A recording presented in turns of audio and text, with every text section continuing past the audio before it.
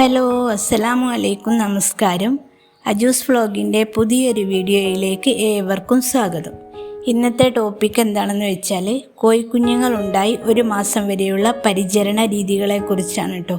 അതായത് ഞാൻ ചെയ്യുന്ന കുറച്ച് നാടൻ രീതികൾ. അപ്പോൾ ഞാൻ അങ്ങനെ ചെയ്യുന്നത് കൊണ്ട് എനിക്ക് 98% റിസൾട്ട് കിട്ടാറുണ്ട്. അതുകൊണ്ടാണ് അതൊക്കെ നിങ്ങളായിട്ടൊന്ന് ഷെയർ ചെയ്യാമെന്ന് വിചാരിച്ച്.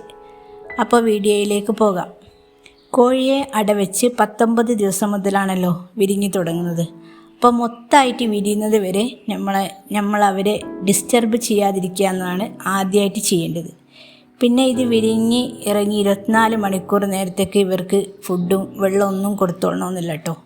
പിന്നെ അടുത്തതായിട്ട് ചെയ്യേണ്ടത് ഇവരെ ആ കൂട്ടിൽ നിന്നും ഒന്ന് മാറ്റി ആ കൂടൊക്കെ ഒന്ന് വൃത്തിയാക്കി അണുവിമുക്തമാക്കി ഒന്ന് സെറ്റ് ചെയ്യണം. അപ്പോൾ ആ കൂടൊക്കെ ഒന്ന് അടിച്ച് വൃത്തിയാക്കി എന്താണോ അതിന് അടിയിലിടുന്നത്, ചിലർ മണ്ണിടും, ചിലർ ചിപ്പിലിപ്പൊടി ഇടും, ചിലർ അറക്കപ്പൊടി ഇടും. അപ്പോൾ ഞാനിവിടെ ഇടുന്നത് ചിപ്പിലിപ്പൊടിയാണ്. ചിപ്പിലിപ്പൊടി ഇട്ടതിന് ശേഷം കുമ്മായപ്പൊടി വിതറി കൊടുക്കലാണ്. എന്നിട്ടാണ് ആ കൂട്ടിലേക്ക് മാറ്റുന്നത്. പിന്നെ ഒരാഴ്ചയ്ക്ക് ശേഷം നെറ്റിക്കൂട്ടിലേക്ക് മാറ്റും. അത് ഉണ്ടാവുകയും തന്നെ മാറ്റാതിരിക്കാൻ കാരണം എന്ന് വെച്ചാൽ ആ നെറ്റിക്കൂട്ടിലേക്ക് വില ഇടുമ്പോൾ കാലിനൊക്കെ അകൽച്ച വരാനുള്ള ചാൻസ് ഉണ്ട്. കമ്പികളിൽ നെറ്റ് ഇങ്ങനെ അകന്ന നെറ്റൊക്കെ ആണെങ്കിൽ ഇങ്ങനെ ചവിട്ടുമ്പോൾ ഇവർ കാലിനത്ര ഉറപ്പുണ്ടാവില്ലല്ലോ. അപ്പോൾ അകൽച്ച വരാൻ ചാൻസ് ഉള്ളത് കൊണ്ടാണ് ഒരാഴ്ചയ്ക്ക് ശേഷം നെറ്റിക്കൂട്ടിലേക്ക് മാറ്റൽ. കഴിയുന്നു കൂട് നനയാതിരിക്കാൻ ശ്രമിക്കുക. ഈർപ്പുണ്ടായാൽ അണുക്കൾ വേഗം സ്പ്രെഡാവും, അസുഖങ്ങൾ വരും, തൂങ്ങി നിൽക്കും, ചത്തുപോകും. അപ്പം അതുകൊണ്ട് കൂട് കഴിയുന്നതും നനയാതിരിക്കാൻ ശ്രമിക്കുക. അപ്പോൾ വെള്ളം കൊടുക്കുന്ന ബോട്ടിലൊക്കെ ഒരു പെറ്റ്സിൻ്റെ ഷോപ്പിലൊക്കെ കിട്ടുമ്പോൾ ഒരു അടപ്പായിട്ടുള്ള അതിലാക്കി കൊടുക്കുകയാണെങ്കിൽ ഈ തള്ളക്കോഴി ചിക്കിങ്ങാണ്ട് വെള്ളം പുറത്ത് കളയുന്നൊരു സാഹചര്യം വരുന്നില്ല. അപ്പോൾ അതിനൊക്കെ കുറച്ച് പൈസയുള്ളൂ, 15 രൂപ എങ്ങാനുള്ളൂ അതിൻ്റെ ഒരു അടുപ്പിന്. അത് വാങ്ങിയിട്ട് വെച്ച് കൊടുക്കുക. അതാകുമ്പോൾ പിന്നെ നനയാനുള്ള ചാൻസ് കുറവാണ്. പിന്നെ അടുത്തത് കുടിവെള്ളത്തിൻ്റെ കാര്യം. ഇവിടെ ഞാൻ 1 മാസം വരെ തിളപ്പിച്ചാറിയ വെള്ളം മാത്രമാണ് കൊടുക്കൽ. ആദ്യത്തെ 2-3 ദിവസം ഈ തിളപ്പിച്ചാറിയ വെള്ളത്തിലേക്ക് പച്ചമഞ്ഞളിൻ്റെ നീര് ആഡ് ചെയ്ത് കൊടുക്കലുണ്ട് കേട്ടോ.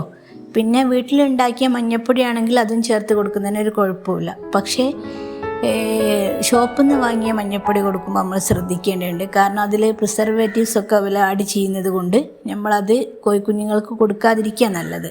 അപ്പോൾ നാടൻ മഞ്ഞൾപ്പൊടിയും മഞ്ഞളും പച്ചമഞ്ഞളും ഇല്ലെങ്കിൽ നിങ്ങൾ കഴിയുന്നതും തിളപ്പിച്ചാറിയ വെള്ളം മാത്രം കൊടുത്താൽ മതി. അല്ലാതെ ഷോപ്പിൽ നിന്ന് കൊടുക്കുന്ന വാങ്ങുന്ന മഞ്ഞൾപ്പൊടി നിങ്ങൾ കൊടുക്കേണ്ടതില്ല കേട്ടോ.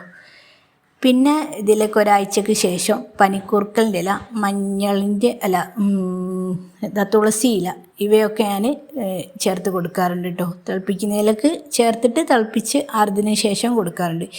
ഇതൊന്നും ഡെയിലി ചെയ്യലില്ല, കാരണം അമിതമായാൽ അമൃതം വിഷം എന്നല്ലേ. അപ്പോൾ ഇടയ്ക്കിടയ്ക്ക് ഇടവിട്ട ദിവസങ്ങളിലാണ് ഈ പനിക്കൂർക്കലിൻ്റെ ഇലയും മഞ്ഞൾ ഇല, തുളസി ഇലയൊക്കെ ഞാൻ കൊടുക്കുന്നത്. അപ്പോൾ അതുകൊണ്ട് ഇവർക്ക് രോഗപ്രതിരോധ ശേഷി കൂട്ടാനും പിന്നെ കഫക്കെട്ട്, തുമ്മൽ അങ്ങനത്തെ എല്ലാ പ്രശ്നങ്ങളും മാറി കിട്ടാൻ നല്ലതാട്ടോ. പിന്നെ ഒരാഴ്ചയ്ക്ക് ശേഷം ചെയ്യുന്ന കാര്യം എന്ന് വെച്ചാൽ ഇടയ്ക്ക് വെറ്റില കഷായം ഉണ്ടാക്കി കൊടുക്കുന്നുണ്ട്. വെറ്റില കഷായത്തെക്കുറിച്ചൊക്കെ ഏകദേശം എല്ലാവർക്കും അറിയാം. അത് രോഗപ്രതിരോധ ശേഷിക്ക് ഏറ്റവും നല്ലൊരു സാധനമാണ്. രോഗങ്ങളിലൊക്കെ എത്രയോ മുക്തി ഉണ്ടാകുന്ന ഒരു കഷായമാണ് വെറ്റില കഷായം. അതുണ്ടാക്കുന്നതിനെ കുറിച്ചൊരു അടുത്ത വീഡിയോ ചെയ്യാം കേട്ടോ. പിന്നെ തീറ്റയിലേക്ക് പോവുകയാണെങ്കിൽ ആദ്യത്തെ 2 ആഴ്ച സ്റ്റാർട്ടർ മാത്രമാണ് ഞാൻ കൊടുക്കുന്നത്.